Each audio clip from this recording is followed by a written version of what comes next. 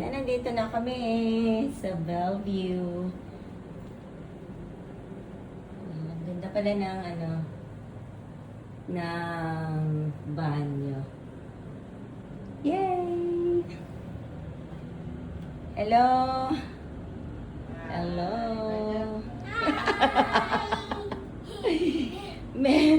Ayan, nag-set up ng ng kama na isa para kay Leonard. Kasi extra. Yay! Ang saya nila, kaso magte-test sila bukas, 5:30, 5 o'clock, alis na sila. Wow, ano naman ang mga bata. Wow, damay si Bernard, kami nila yung mahuhuli. Okay. Ito ang higaan ni Leonard. Naka-set up na.